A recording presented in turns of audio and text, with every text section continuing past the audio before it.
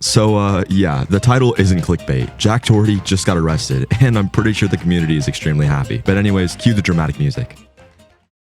Hey, yo, you don't want to go neither. Back up. I'm just saying I got it. Back up. Don't worry about it. Back up. Back up. Go to the sidewalk. Go to the sidewalk now. Go to the sidewalk now. You want to go with him? Go to the sidewalk now. Okay. Now. The work is in the middle and I'm not working.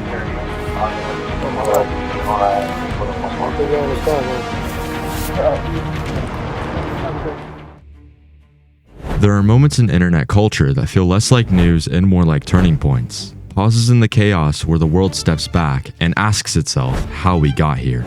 Jack Doherty's arrest was one of those moments. Before the police lights, before the sirens, before the mugshot spread across social media like wildfire, there was only a familiar story. A young creator, hungry for views, pushing the limits again and again. But on this night, something broke through the pattern. For the first time, the consequences weren't just online. They were real, physical, impossible to edit out. This is the story of how one influencer's chase for attention collided with the law, and how the community, his fans, his critics, and everyone watching from the sidelines reacted when the unstoppable force finally hit an immovable wall. So I put my mask on, keep it to me, gotta keep the night high, flexing Louis V, yeah, keep my cash on, sticking true to me, I never had a gas off, I'm a pop off, yes.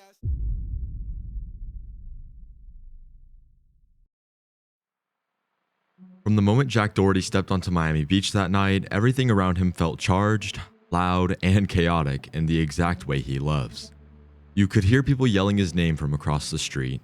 Phones were already out recording him, and his friends had cameras pointed at him like they were about to film another wild stunt for his channel. It was the kind of fast, crazy moment that Jack usually feeds off of. The type of scene where he shines the brightest and where he pushes everything to the limit because he knows that gets views. But this wasn't a stunt on private property. This wasn't a prank in a store. This wasn't even a road they had permission to use. This was Washington Avenue, one of the busiest places in all of Miami Beach. There were cars flying by, crowds moving everywhere, police already dealing with a ton of problems, and tourists spilling out of bars and clubs. It was the last place someone should be filming in the middle of the night while blocking the street. But for Jack, it felt like just another moment for content. Police on Washington Avenue that night were dealing with a ton already. Noise complaints, drunk people, traffic, tourists causing trouble, all of it. So when they saw Jack and his crowd stepping out into the road and stopping in front of cars to record something, their patience was already pretty thin. Officers say they told Jack and his group multiple times to move off the road. Not in a rude way, not yelling, just basic commands to keep the street clear so nobody got hurt. But witnesses and the police statements all say the same thing. Jack didn't move. He looked locked in on whatever he was filming. He looked focused on finishing the next clip more than listening to what the officers were telling him. In that exact kind of moment where a creator thinks, just give me 5 more seconds for this shot. But real life doesn't work like that. Those 5 seconds can be the difference between safety and danger, and yet he stayed in the street anyway. People around him could see things getting tense. Some bystanders say they could hear his friends quietly trying to talk him out of it, telling him to listen to the cops and step out of the road before things got worse. But even then, Jack didn't move. Whether it was adrenaline, pride, stubbornness, or just the need to finish whatever bet or challenge he was doing, he kept filming. And that one decision, that split-second moment where he chose to stay in the street instead of stepping aside, was what set everything else in motion. It didn't look dramatic at first, it didn't look like the start of an arrest, but tiny choices can snowball, and this one did. Fast. When the officers finally stepped in to stop him, things escalated way quicker than anyone expected. They moved in to detain him, and according to reports, he didn't fight them physically, but he didn't make the arrest easy either. He pulled away, didn't give them his hands right away, and kept talking over them. It wasn't a violent struggle, but it was enough for police to say he resisted. And after they got him into custody and searched him, that's when the situation changed from just move out of the road to something way more serious. Police say they found pills and a small amount of marijuana on him. Suddenly, he wasn't dealing with one problem, he was dealing with multiple criminal charges. All because of a moment where he didn't listen to the first warning. The charges stacked up fast: resisting an officer without violence and possession of multiple drugs. These weren't YouTube pranks, these weren't fines. These were real charges in a real courtroom. When he was finally released the next day, he immediately started talking about the whole thing online. He posted a TikTok calling it the worst 24 hours ever, holding a plastic property bag with his belongings and acting like the arrest was just another crazy story to tell. And as soon as he said those words, the internet split in half. One side said the cops went too far and were targeting him because of his fame, and the other side said that this was his fault and that he had been acting reckless for far too long. Once again, people weren't just talking about what happened, they were talking about who Jack Doherty has become. Supporters argued that influencers always have cameras on them and are constantly judged, watched, and treated differently. They said Jack was just filming and didn't deserve to be treated like a criminal. But the critics were louder. They pointed to all the past moments where Jack crossed the line.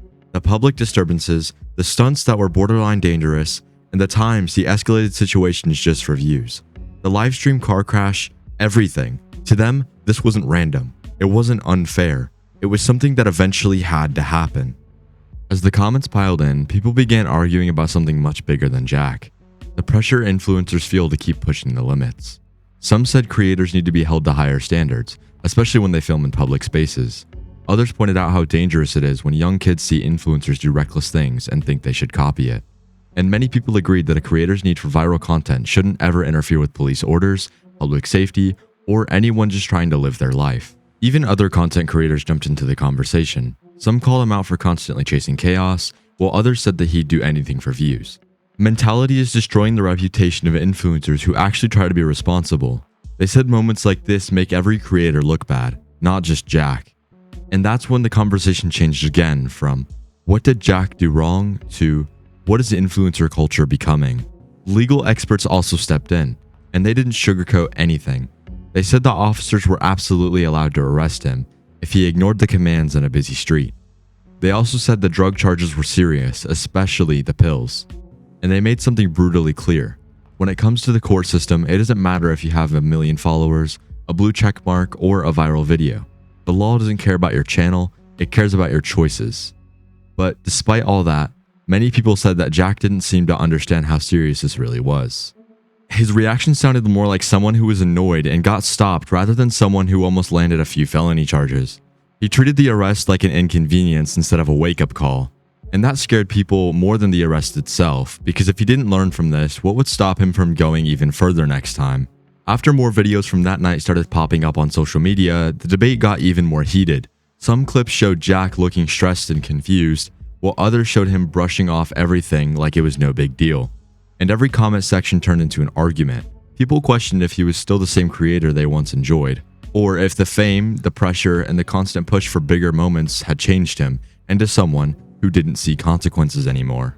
Slowly, a bigger truth started forming. This wasn't just a story about an arrest, it was a story about the cost of fame and the pressure to keep growing. Not to mention the mindset creators fall into when their career depends on always doing something crazier than last time. Jack has built his entire brand around chaos, risk, and pushing the edge. But the problem with living on the edge is that eventually, you slip. At the end of it all, this moment wasn't just another clip for the timeline, it was a reality check. Jack hit a wall that no edit, no prank, no wild stunt could dodge. And now he's standing in that quiet space no creator ever wants to be in. The space between who he was and who he has to become. He can slow down. He can learn. He can finally see that there's a limit to how far you can push things before life hits back.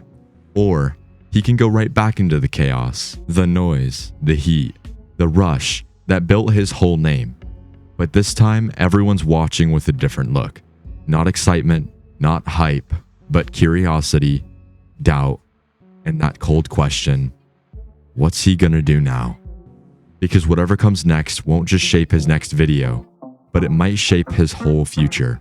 So whether he rises or falls again, we're about to find out right now. Out of story, made these bands, you can check me. You a fan, put that on guard, y'all pussies pray on me. Lonely bands, don't get the hoes, cause I be spending on me. New advance, I signed a deal and I got the bread on me. Only fans, cause you a fan, but not the only one.